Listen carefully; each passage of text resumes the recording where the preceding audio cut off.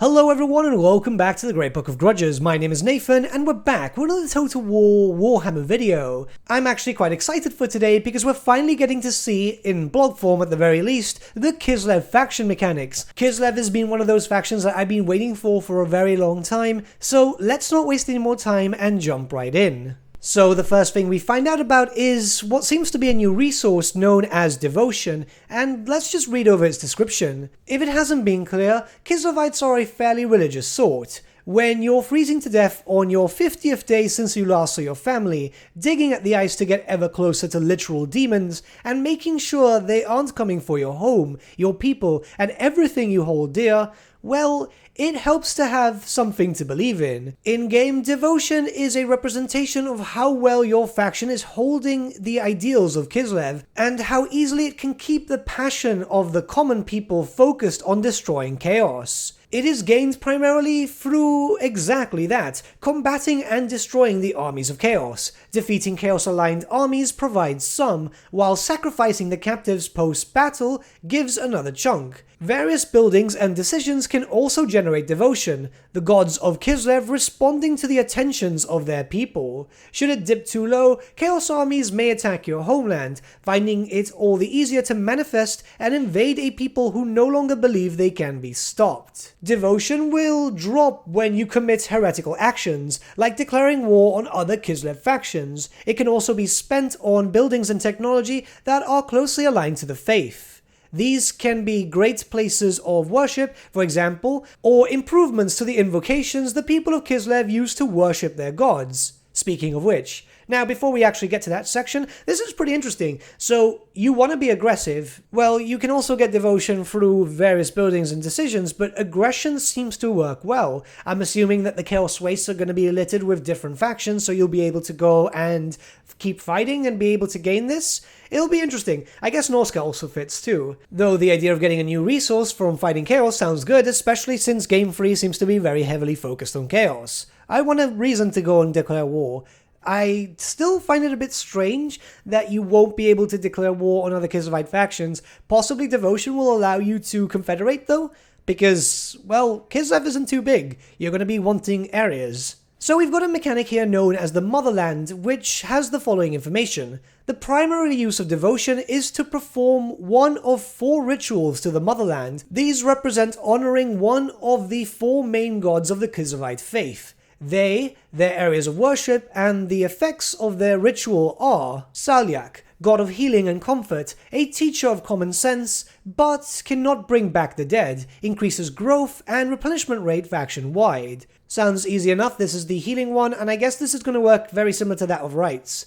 Daz, god of fire and the sun, legendary for giving knowledge of fire to ancient human war chiefs, increases income from trade and all buildings. Urson, god of bears, and seen as the shepherd and protector of Kislev, causes attrition to all enemies in your lands and provides a unique army ability that puts a powerful hex on a target area. Okay, that sounds pretty cool. And lastly, Dor, god of thunder and lightning, a mighty warrior who cracks the sky. I'm pretty sure that is a Man of War reference. Each ritual to the Motherland also causes a great winter to whip across Kislev lands, spread snow across any battles in their lands, and dissuading attacks from enemies. Should your devotion be enough, you can switch between or continue the effects at will. These great storms and rituals also serve to incite the populace to support your faction, which brings us to... Okay, before we move on to that, this sounds pretty cool. Does that mean that we're going to see that on the campaign map? Like, just permanent frost over all the Kislevite territories and all that? Because that would be cool. And we might see more snow maps and so on, which might be a bit boring unless there's a variant for every single map just covered in snow. At least I hope so, because map variety was an issue. And if we only have like, say, 5, 6, 7 different snow maps, then that's going to get boring fast. Though I'm not trying to sound negative, because everything sounds pretty cool. I like the idea of being able to worship your gods, especially since they've got my favorite Kislevite god, Daz, in here, which I'm pretty sure is still the dying god, but we'll have to wait and see. Before anything, we do have a screenshot of the Motherland Mechanic, and it does look pretty interesting. It looks like it's going to cost 140 of devotion to get there, just for one of the prayers, but then supporter actions, you'll need to use 500 or even use coin.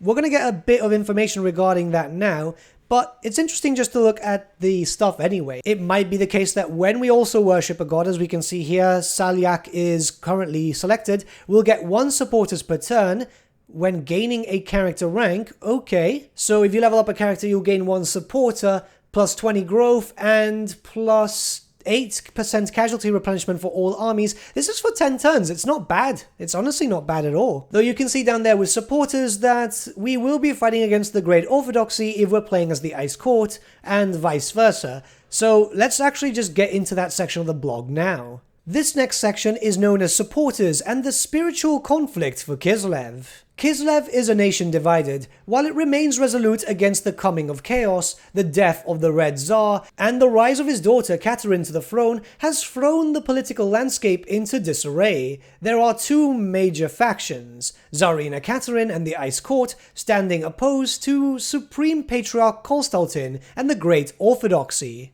The 2 dare not declare open war against one another. No matter their hatred for the other's position, it would simply be too costly for the nation, and civil war is already a reality on both their borders. However, they are gathering followers in hope of proving that their faction is the greater and should be the one to lead Kislev as one nation into the future and against the forces of chaos. Gathering followers comes from any number of sources, further enhanced by which rituals you decide to undertake, and passive gains from certain buildings. As a faction gains more followers, they will increase their relationship with the minor factions of Kislev, as well as proving to the people and the troops that they are the rightful leader. Should the vast majority of Kislevites choose one side or the other, it will become dominant, confederate their opponents, and reign supreme.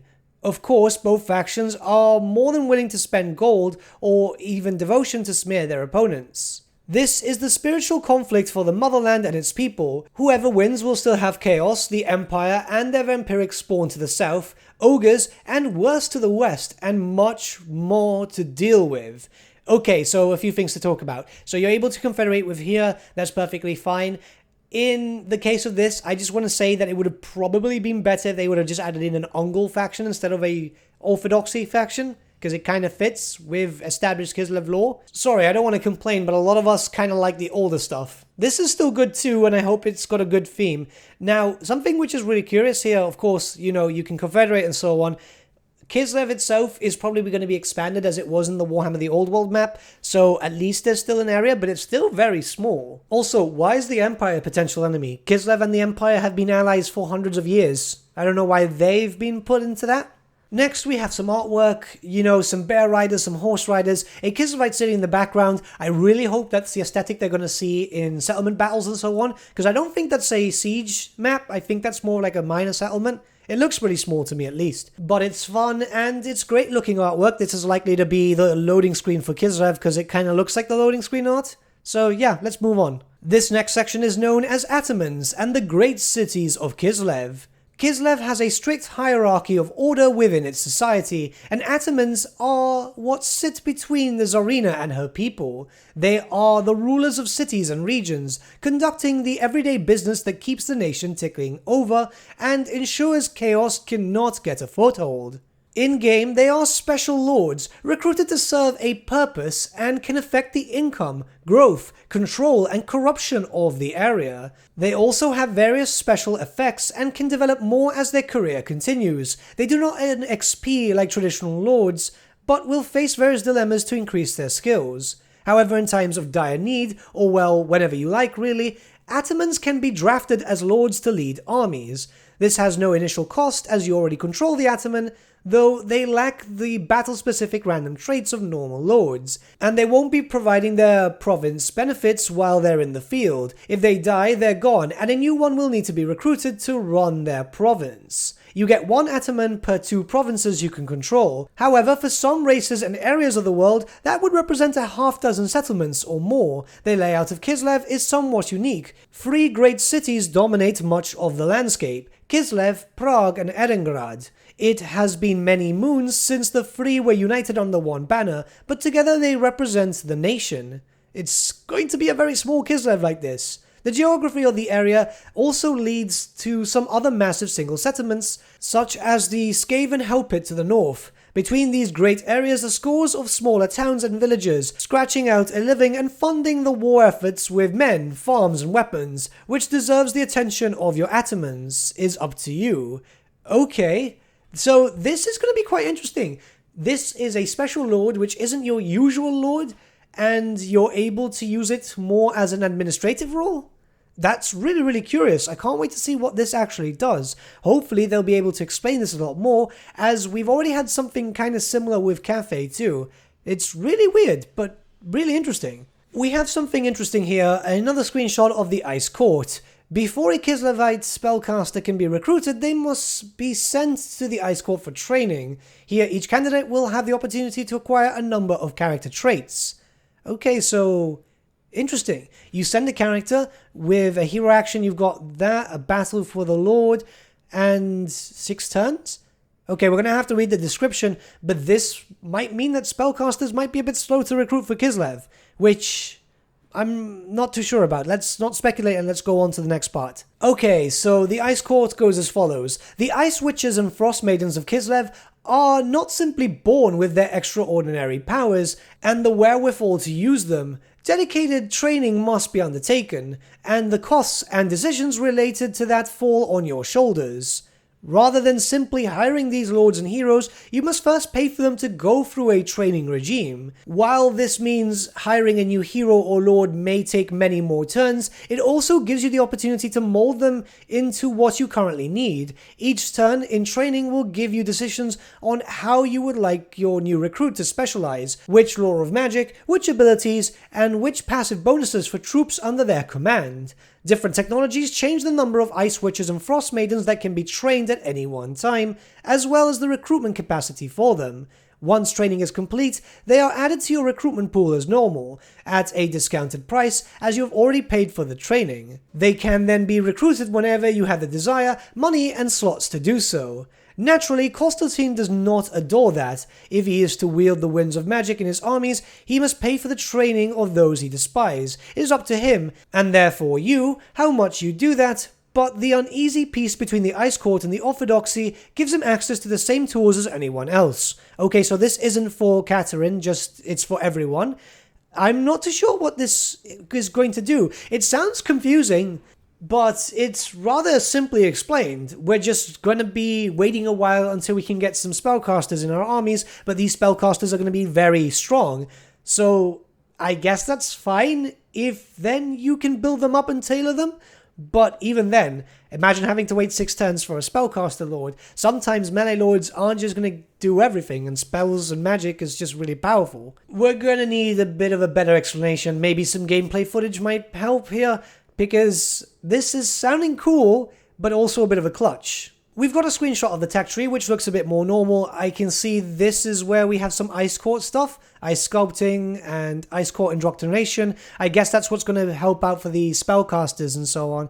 It looks cool, it looks like it's big enough, and it looks more traditional. And interestingly enough, it's even got some helpful tooltips. So if we look at the section on the left, the land, you'll need 2 to progress to the next section. Then you'll need 3 of those to progress into the next one. That's not too bad. That's actually quite good, because at least you know exactly what you'll need, and it's not full of loads of prerequisites like that god-awful one for the High Elves. Though that being said, there's a little section there with the whole one in the middle, which kind of worries me. But we do have some information regarding the tech tree, so let's just check that out. Finally, as we mentioned in our cafe piece, we'll be detailing the tech trees of the individual factions, as each is subtly different and focused in a specific direction. For Kislev, their technology focuses on 4 key areas: the land and the 3 great cities. Each contains 3 groups of technologies, each of which require a number from the group before to unlock. Within a group, several of the technologies may also be linked. To begin with, a few technologies in each set are available. Progressing along the land path simply needs a few from each box completed to unlock the next. However, the 3 tracks based around the great cities, Kislev, Prague and Erengrad, require those cities to be in your faction. Each city focuses on different upgrades across a host of units, income types, and other benefits. As you can imagine, uniting all 3 cities under you gives a significant advantage in terms of what you can do and the power of your settlements and armies. It may provide some surprising results as well. Well, they're keeping some stuff as a secret, which makes sense. They don't want to show everything off in a blog. So yeah, I'm perfectly fine with that. I wonder how this is going to work. So your main focus should be uniting Kislev first? But then how do you deal with chaos? Or does dealing with chaos then help you unite, so that's the faster way to go for it? So you've pretty much got to ignore every other faction, but how will that work in Legendary? It's a very confusing thing. Either way, I must admit that everything does sound quite interesting, and Kislev sounds pretty fun. I like the mechanics. I'm not too sure about the Ice Witch one, but hey, maybe with time it will sound cool. It's still weird that you're basically playing against the other Kislevite factions in a sense, as the Grand Orthodoxy is your rival, which you wouldn't really expect, when Chaos Hordes are, knocking at your door, but hey, I guess politics over warfare? But what do you guys think about the Kislev mechanics? Let me know your thoughts in the comments below, and let's start a bit of a discussion. I'm rather curious to see what you guys think. But with that, my friends, we've come to the end of our video. Thank you so much for watching. If you did enjoy the video, might I suggest giving the video a like, or even subscribing to the channel, as it really does help us out. In the description section below are various links to different social media platforms such as Facebook, Instagram, and Discord. Also in the description section is an affiliate link with Element Games, where you could buy loads of hobby-based products, not just Warhammer, for 10 to 25% off. Making a purchase using that link and also our special code, which is also in the description, supports the channel at no extra cost to you, which we think is rather cool. A big thank you to our patrons. Your support means the world to us. It's amazing that people want to help a small channel like us grow and get to a higher level of content. A big thank you to Gibraltar LUSC, Ryan Bertsche, Andrew Prince, and Okro for subscribing to us at our Fane level. You guys are super cool. And a big thank you to Edward Yule, VS Vasan, Aaron Whitman, and Shaggy for subscribing to us at our King level. Honestly, we can't thank you all enough. And lastly, a big thank you to all of you for liking, sharing, and commenting on these videos. Honestly, it's because of you guys that the channel has been growing at such a great pace lately, so we can't thank you all enough. But with that, my friends, thank you so much for watching once again, and we shall see you all again very, very soon. Have a good day.